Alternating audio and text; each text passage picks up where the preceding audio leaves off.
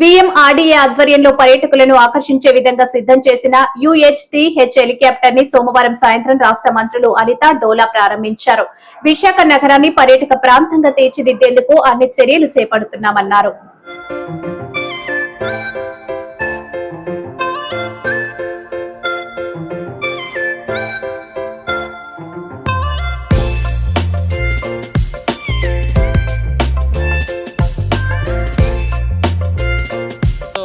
గొప్ప సంఘటనలకి ప్రారంభోత్సవాలు చేసుకోవడం జరిగింది. మనకి విశాఖపట్నానికి ఉన్న అదృష్టం ఏంటంటే ఈస్టర్న్ నేవల్ కమాండ్ మనకు ఉండటం.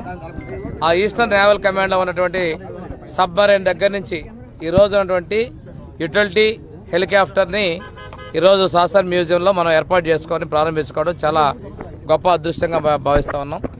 ఈ హెలికాప్టరు 2007 నుంచి 24 వరకు దేశానికి సేవలు అందించడం జరిగింది.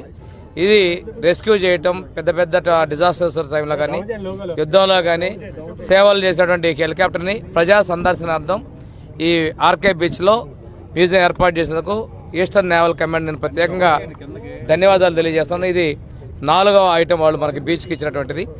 ఈరోజే మళ్ళీ కైలాసగిరిలో కూడా పేరుకి కైలాసగిరి అన్నప్పుడు అక్కడ ఒక మంచి త్రిశూలం ఏర్పాటు చేసి 1,50,00,000 రూపాయలతోటి ఏర్పాటు చేసే త్రిశూలాన్ని కూడా మనం శంకుస్థాపన చేసుకుని నేను హోమ్ మినిస్టర్ గారు, వీఎంఆర్డీ చైర్మన్, అధికారులందరూ కూడా పార్టిసిపేట్ చేశారు.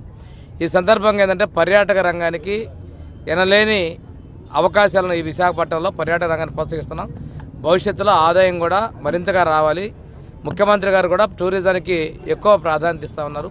ఈ ప్రాంతంలో ఐటీతో పాటు టూరిజం కూడా మంచి అవకాశాలు ఉన్నాయి. దీన్ని ప్రోత్సహించాలి. మన ప్రభుత్వం అత్యంత ప్రాధాన్యత ఇస్తుందని తెలియజేసుకుని సెలవు తీసుకున్నాను.